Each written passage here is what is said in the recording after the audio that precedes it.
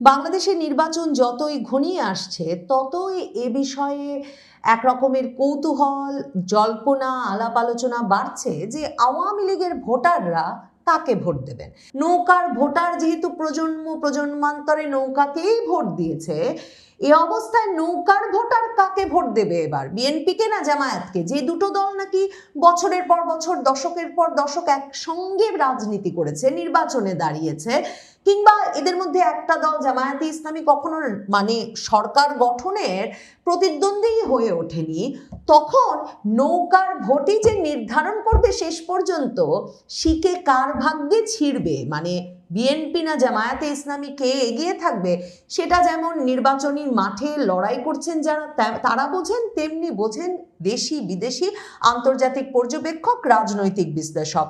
Al Jazeera এই যে আওয়ামী লীগের ভোটাররা যারা এখনো তাদের ভাষায় আরিন লিম্বো, মানে একটা কনফিউশনের মধ্যে, সংশয়ের মধ্যে আছেন ভোট নিয়ে, যে ভোটে নৌকা নাই সে ভোট নিয়ে, এবং যারা এখনো বুঝতে পারছেন না কাকে তারা ভোট দেবেন, ভোট কি দিতে যেতেই হবে কিনা, তাদেরকে নিয়ে একটা প্রতিবেদন করেছে। যে প্রতিবেদনে তাদের মূল মানে বিবেচ্য বিষয় ছিল যে আওয়ামী লীগ এই নির্বাচনটা সারভাইভ করতে পারবে কিনা, নির্বাচনের পরে টিকে যেতে পারবে কিনা। সেই প্রতিবেদনে তারা স্পষ্টত বলেছে যে আওয়ামী লীগের বেশিরভাগ ভোটারই যে ভোটে নৌকা নাই সে ভোটে কাকে ভোট দিতে যাবেন বা কেন আদৌ তারা ভোট দিতে যাবেন, ওরকম একটা নির্বাচন আদৌ নির্বাচন কিনা সে বিষয়ে যেমন প্রশ্ন তুলছেন, এরা আসলে এখনো বেশিরভাগই সিদ্ধান্ত নিয়ে উঠতে পারেন নাই যে ভোট দিতে যাওয়ার কোনো অর্থ আছে কিনা, আর দিতে গেলে বা দিতে যেতে বাধ্য হলে কাকে তারা ভোট দেবেন। আল জাজিরা পথে মাঠে ঘাটে বিভিন্ন ব্যক্তিবর্গের সঙ্গে কথা বলেছে এবং সেই মানুষদের সঙ্গে কথা বলে একেবারে রাস্তায়, বাজারে, হাটে, বিভিন্ন জায়গায় আওয়ামী লীগ ভোটারদের সঙ্গে কথা বলে তারা এই সিদ্ধান্তে পৌঁছেছে বা এমন একটা প্রতিবেদন তৈরি করেছে। আল জাজিরা তাদের প্রতিবেদনটা শুরুই করেছে মাঝি রিপন মৃধাকে দিয়ে। মাঝি রিপন মৃধা ভোরবেলায় পদ্মা নদীতে সারা রাত মাছ ধরার পর পা ধুয়ে নিচ্ছিলেন এবং প্রতিবেদক বলছেন যে তখন তিনি তার চারপাশে আশপাশের বাজারের দোকানের দেয়াল, শাটারের দিকে তাকাচ্ছিলেন। কিছুদিন আগেও এসব দেয়ালে, শাটারে বাংলাদেশের রাজবাড়ী জেলার ওই এলাকা জুড়ে সাবেক প্রধানমন্ত্রী শেখ হাসিনার দল আওয়ামী লীগের স্থানীয় নেতাদের মুখ সম্বলিত বড় বড় পোস্টার ও ব্যানারে ভরা ছিল। এখন সেগুলোর কোনো চিহ্ন নেই এবং আল জাজিরা বলছে যে ওই অভ্যুত্থানের পর 2024-এর 5ই আগস্টের পর আওয়ামী লীগকে সব ধরনের রাজনৈতিক কার্যক্রম থেকে নিষিদ্ধ করার পর 17 কোটি মানুষের দেশ বাংলাদেশে 12ই ফেব্রুয়ারি যে নির্বাচনটি অনুষ্ঠিত হতে যাচ্ছে, সেই নির্বাচনে যেহেতু রিপন মৃধার দল আওয়ামী লীগ নিষিদ্ধ, রিপন মৃধার কোনো আগ্রহ নাই 12ই ফেব্রুয়ারির নির্বাচন নিয়ে। আল জাজিরা স্পষ্টত বলছে যে আজীবন আওয়ামী লীগে ভোট দেওয়া রিপন মৃধা বলছেন দল নিষিদ্ধ হয়, নির্বাচন নিয়ে তার কোনো আগ্রহ নেই, তিনি ভোট দিতে যেতে পারেন কিন্তু কাকে ভোট দেবেন সে বিষয়ে দ্বিধায় আছেন, কারণ ব্যালটে আওয়ামী লীগের নৌকা প্রতীক নেই। মানে রিপন মৃধা এমনি ভোটও দিতে যেতেন না, কারণ তার কোনো আগ্রহ নাই। আল জাজিরা একটা খুব গুরুত্বপূর্ণ তথ্য এই প্রতিবেদনে তুলে এনেছে। তারা একটা ভয়, আশঙ্কা আওয়ামী লীগ সমর্থকদের, ভোটারদের এই ভোটকে ঘিরে, সেই বিষয়টি সুস্পষ্ট করেছে, যার কোনো রকম আঁচ বাংলাদেশের সংবাদ মাধ্যমে পাওয়া যায় না। আল জাজিরা বলছে যে রিপন মৃধা একজন সাধারণ জেলে, যিনি সারা রাত পদ্মা নদীতে মাছ ধরেন, অমন একজন সাধারণ মানুষও আল জাজিরার প্রতিবেদককে বলেছেন যে ভোট না দিলে যদি আমাদের আলাদা করে চিহ্নিত করা হয় তাই আমরা ভোট কেন্দ্রে যাব, কারণ নির্বাচনী প্রস্তুতির মধ্যেও ব্যাপক রাজনৈতিক সহিংসতা হচ্ছে এবং আওয়ামী লীগের সাধারণ সমর্থকরাও জনরোষ থেকে রেহাই পাচ্ছেন না, মানে তারা সকলে একটা বড় ধরনের চাপের মধ্যে আছে। আল জাজিরার প্রতিবেদনে এরপর কথা বলা হয়েছে গোপালগঞ্জের রিক্সা চালক সোলাইমান মিয়ার সঙ্গে। আল জাজিরা বলছে যেসব এলাকায় আওয়ামী লীগের একসময় একচ্ছত্র আধিপত্য ছিল সেখানে দীর্ঘদিনের সমর্থকদের সঙ্গে কথা বলেও দেখা যায় যে তারা এই নির্বাচনটা নিয়ে ওই যে লিম্বোতে, মানে কি যে করবে, ভোট দিতে যেখানে নৌকা নাই সেটা বুঝে পাচ্ছেন না। সেখানে গোপালগঞ্জের রিক্সা চালক সোলাইমান মিয়া তাদেরকে বলেন যে ব্যালটে নৌকা না থাকলে সেটা নির্বাচনই না, তিনি বলেন এমন মত গোপালগঞ্জের বহু মানুষের। তো গোপালগঞ্জ আওয়ামী লীগের ঘাঁটি, সেখানে এমনটা হবে সেই হয়তো স্বাভাবিক। এবং আল জাজিরা বলছেন অনেকেই তাদেরকে বলেছেন যে তারা ভোট কেন্দ্রে যাবেন, আবার কেউ কেউ বলেছেন তারা ভোটই দেবেন না। তার মানে ওই গোপালগঞ্জেও মানুষের মনে ভীতি আছে যে ভোট কেন্দ্রে না গেলে তাদেরকে একরকম দেখে রাখা হবে এবং দেখে রাখার ফলে তারা পরবর্তীতে বিপদে পড়বেন। এবং আওয়ামী লীগ যে ফিরে আসবে সেই বিশ্বাসটা যে ভীষণভাবে এখনো আওয়ামী লীগের নেতাকর্মীদের মধ্যে আছে, এমনকি যারা সাধারণ মানুষ কিন্তু রাজনীতি সচেতন তাদের মধ্যেও আছে, সেটাও আল জাজিরার প্রতিবেদনে বলা হচ্ছে। তারা ঢাকার গুলিস্তানে আওয়ামী লীগ কার্যালয়ের সামনে গিয়েছিল, সেখানে বসে ওই যে মাফলারের মতো বিক্রি করছেন, স্কার্ফের মতো বিক্রি করছেন, যেখানে জামায়াতে ইসলামী বিএনপির লোগো লাগানো, ফেরিওয়ালা সাগর নামের এক ব্যক্তি। তো সেই ফেরিওয়ালা সাগরও বলেছেন যে আওয়ামী লীগ দলের এক রকমের পুনরুত্থান হবে, কারণ মানে সমর্থক হলেও এখনো তো কেউ স্বীকার করবেন না। তার পাশেই বসে জিনিসপত্র বিক্রি করছিলেন ফেরিওয়ালা আব্দুল হামিদ, তিনি বলেছেন যে এখন তো কোনো আওয়ামী লীগ সমর্থক বা কর্মী দেখবেন না, কারণ সমর্থক হলেও কেউ স্বীকার করতে পারছে না। আওয়ামী লীগ আগেও সংকটে পড়েছে, কিন্তু এমনভাবে অদৃশ্য হয়ে যাওয়ার বিষয়টি একেবারে নতুন। তবে আওয়ামী লীগের পুনরুত্থান হবেই। এবং আল জাজিরাকে ছাত্রলীগের এক সাবেক নেতা বলেছেন যে আওয়ামী লীগ ফিরে আসবে এবং ফিরে আসলে শেখ হাসিনাকে সঙ্গে নিয়েই ফিরবে। তার মানে ভোটটা একটা হয়ে যদি যায় তো হয়ে যাওয়ার বিষয়, ওটা বিএনপি জামাতের ভোটার নেতাকর্মীদের মারামারি হানাহানি ভোটাভুটির বিষয়। আওয়ামী লীগের নেতাকর্মী সমর্থকেরা পড়েছেন বিপদে, ভোটারেরা পড়েছেন সবচেয়ে বড় বিপদে। আল জাজিরা ইন লিম্বো লিখছে যারা কিনা ভোট দিতে না গেলেও বিপদে পড়বেন তাদেরকে চিহ্নিত করে রাখা হবে, আর ভোট দিতে গেলে তারা এখন পর্যন্ত কোনো মার্কা খুঁজে পান নাই যেই মার্কায় তারা ভোট দিতে পারবেন। তার মানে এই যে আওয়ামী লীগের ভোটার, সংখ্যালঘু জনগোষ্ঠীর ভোটার, এদেরকে যদি শেষ পর্যন্ত এদের একটা বিরাট অংশকে যদি ভয় দেখিয়ে বা তাদের মনের ভয়ের কারণে তারা যদি শেষ পর্যন্ত ভোট কেন্দ্র পর্যন্ত পৌঁছন, আল জাজিরার এই প্রতিবেদন থেকে স্পষ্ট তারাই নির্ধারণ করবেন ভোটের ফলাফল কোন দিকে যাবে। মানে তারাই আসলে মূল খেলাটা খেলছেন।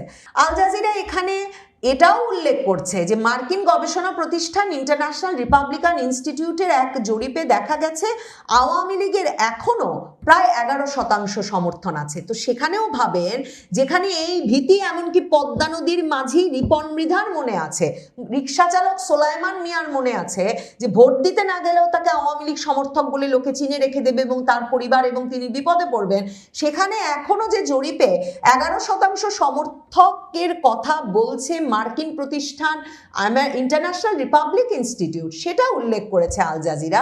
এবং সেটা যে তাৎপর্যপূর্ণ সেটাও তারা এই প্রতিবেদনে তুলে ধরেছে। দেখেন, সাম্প্রতিক একটা জরিপ করেছে বাংলাদেশের একটি বেসরকারি সংস্থা, যেই জরিপে বলা হচ্ছে তারেক রহমান প্রধানমন্ত্রী হবেন সেটা মনে করেন 47% মানুষ। ধরেন তারেক রহমান দেশে ফিরেছেন পরে 70% মানুষ বিএনপিকে ভোট দিতে চায়, এমন জরিপও কিন্তু বেরিয়েছে বেসরকারি সংস্থার করা। কাজেই তারেক রহমানকে প্রধানমন্ত্রী হচ্ছেন মনে করেন 47% মানুষ। বেসরকারি সংস্থার এই জরিপের ফলাফলে হয়তো তেমন বিস্মিত হওয়ার কিছু নেই, কিন্তু বিস্মিত হওয়ার বিষয়টি হচ্ছে, লক্ষ্য করবার বিষয় হচ্ছে, যখন 47.6% উত্তরদাতা ইনোভেশন কনসাল্টিং এর এই জরিপের প্রশ্নের উত্তরে বলেছেন যে বাংলাদেশের ভবিষ্যৎ প্রধানমন্ত্রী হবেন তারেক রহমান, 22.5% বলেছেন জামায়াতে ইসলামীর আমির ডাক্তার শফিকুর রহমান, 2.5% বেশি বলেছেন নাহিদ ইসলাম, তখন 22.2% উত্তরদাতা বলেছেন ভবিষ্যতের প্রধানমন্ত্রী কে তা তারা বলতে পারছেন না। ভাবুন, তারেক রহমান, জামায়াতে ইসলামীর আমির বা নাহিদ ইসলামের কথা যারা বলেছেন তাদের মধ্যেও কিন্তু ভীত আওয়ামী লীগ সমর্থকও আছেন যারা বলতে পারছেন না যে আমি তো ভোটই দেব না বা কাকে দেব জানি না কারণ আমি আওয়ামী লীগ সমর্থক। কিন্তু এর মধ্যেও 22.2% মানে প্রায় যে শতাংশ পরিমাণ জামায়াতের আমিরকে প্রধানমন্ত্রী মনে করছেন, সেই পরিমাণই মনে করছেন তারা জানেনই না কাকে তারা প্রধানমন্ত্রী দেখতে চান বা কে প্রধানমন্ত্রী হবেন, মানে তারা একেবারে এই নির্বাচন নিয়ে ভাবছেনই না। এবং এই যে ইনোভেশন কনসাল্টিং এর এই জরিপ, যেই জরিপটিকে তারা পালস সার্ভে বলছে, সেই পিপলস ইলেকশন পালস সার্ভে, সেই সার্ভেতে তারা বলছে যে আগে যারা সিদ্ধান্তহীন ছিলেন বা পছন্দ প্রকাশ করেননি, তাদের মধ্য থেকে জামায়াতের তুলনায় এখন বেশি ভোট পেয়েছে বিএনপি। বিএনপির সম্ভাব্য যে 52.8% ভোট পাবে বলা হচ্ছে এই জরিপে, তার মধ্যে 26.6%ই এসেছে আগে সিদ্ধান্তহীন অনির্ধারিত ভোটারদের পক্ষ থেকে।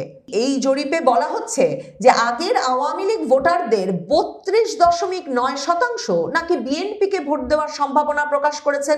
এখন আওয়ামী লীগ ভোটারদেরকে গিয়ে যদি আপনি জিজ্ঞেস করতে থাকেন কাকে ভোট দেবেন কাকে ভোট দেবেন, বলা মুশকিল, তাদের জন্য বলা আতঙ্কের আশঙ্কা যে আমি ভোট দেবই না। কাজেই তাদেরকে একটা দল পছন্দ করে নিতে হয়েছে এবং তাদের জন্য সাধারণভাবে আদর্শিক জায়গা থেকে এই মুশকিল জামায়াতে ইসলামীর পক্ষে সেটা বলা। কাজে এই যে এই প্রতিবেদনটিতে বলা হচ্ছে যে 32.9% বিএনপিকে ভোট দেওয়ার সম্ভাবনা প্রকাশ করেছেন, 13.2% জামায়াতকে ভোট দিতে পারেন বলে জানিয়েছেন। আর এই জরিপ বলছে যে আওয়ামী লীগ ভোটারদের 41.3%ই এখনো বলেছেন তারা সিদ্ধান্তহীন, মানে তারা কিন্তু ব্যাপক সাহস দেখিয়েছেন, এখনো সিদ্ধান্তহীন বলছেন। ঠিক যেমনি ভাবে আল জাজিরা যখন পথে পথে বাজারে রাস্তায় ঘুরে ঢাকায় এবং ঢাকার বাইরে আওয়ামী লীগ সমর্থকদের সাথে কথা বলেছেন, তারাও বলেছেন এই ভোটে তারা ভোট দিতে যাবেন কিনা তাই নিশ্চিত নন, আর দিতে গেলে কাকে দেবেন সে ব্যাপারেও এখনো সিদ্ধান্ত নেননি। তার মানে আল জাজিরার প্রতিবেদনের অভিজ্ঞতা বা প্রতিবেদকের অভিজ্ঞতা আর এই জরিপের সংখ্যা মিলে যাচ্ছে, এবং এটাই সম্ভবত বর্তমানে আওয়ামী লীগ ভোটারদের অবস্থা, যার ভিত্তিতে শেখ হাসিনা বলে আসছেন যে গণ বয়কট করবে আওয়ামী লীগের নেতা কর্মী সমর্থক ভক্ত ভোটাররা, কারণ তাদের নৌকা মার্কা যদি ব্যালটে না থাকে তারা কি করে কি কারণে ভোট দিতে যাবেন আর কাকেই বা ভোট দেবেন, এবং সে কারণে যে সরকার নির্বাচিত হবে তার পক্ষে বৈধতা পাওয়া সম্ভব হবে না। যেসব রাজনৈতিক বিশ্লেষক বলছেন যে এই নির্বাচনটিতে আওয়ামী লীগের ভোটারদের বাইরে রাখার ফলে, তাদের মার্কা ব্যালটে না থাকার ফলে নির্বাচনটি হয়তোবা যথেষ্ট ভোটারের অংশগ্রহণে উৎসব মুখর হয়ে উঠতে পারবে না। আল জাজিরার প্রতিবেদন এবং এই বেসরকারি প্রতিষ্ঠানের জরিপ সেই আশঙ্কাকেও আরো জোরদার করছে। আল জাজিরার প্রতিবেদনে মার্কিন যুক্তরাষ্ট্রের প্রভাবশালী গবেষক রিপাবলিকান পার্টির অত্যন্ত ঘনিষ্ঠ মাইকেল কুগলম্যান যেমন বলেছেন যে আওয়ামী লীগ হয়তো এখন খুব খারাপ অবস্থায় আছে, কিন্তু এই 2 বছর আগেও বিএনপিকে যেমন ছত্রভঙ্গ মনে হচ্ছিল, কিন্তু এখন তারাই ক্ষমতায় ফেরার প্রধান দাবিদার হয়ে উঠেছে, ঠিক তেমনি ভাবে আওয়ামী লীগও বাংলাদেশের রাজনীতিতে ফিরে আসবে। সময় লাগতে পারে, কিন্তু সুযোগ পেলেই আওয়ামী লীগ আবার ফিরতে পারে, কারণ রাজনীতির পরিস্থিতি দ্রুত বদলায়। ঠিক তেমনি ভাবে রাজবাড়ির মাঝি রিপন মৃধাও প্রতিবেদককে মনে করিয়েছেন, আল জাজিরার প্রতিবেদককে মনে করিয়েছেন যে রিপন মৃধা তার বাবার কাছেও আওয়ামী লীগের এমন দুর্দশার কথা শুনেছিলেন, তিনিও শুনেছিলেন যে বঙ্গবন্ধু হত্যার পরেও আওয়ামী লীগ এমন দুর্দশার মধ্য দিয়েই গেছে। কাজে আল জাজিরা বলছে আওয়ামী লীগ ভোটাররা একরকম দিশেহারা অবস্থায় আছে বটে, যেই দিশেহারা অবস্থার প্রমাণ বাংলাদেশের সেই বেসরকারি জরিপেও পাওয়া যায়, কিন্তু এই দিশেহারা ভোটই হয়তো শেষ পর্যন্ত বাংলাদেশে 12ই ফেব্রুয়ারির নির্বাচনের ভবিষ্যৎ নির্ধারণ করবে। আওয়ামী লীগের ভোটাররা যদি সত্যি বড় অংশে ভোট দিতে না যান, তাহলে যেমন এই ভোট কিছুতেই বৈধতা পাবে না ভোটার অনাগ্রহের কারণে, ঠিক তেমনি ভাবে যদি আওয়ামী লীগের ভোটাররা বড় অংশে আতঙ্কে উদ্বেগের কারণে হোক বা ভয়ভীতিতে হোক কিংবা মন পরিবর্তনের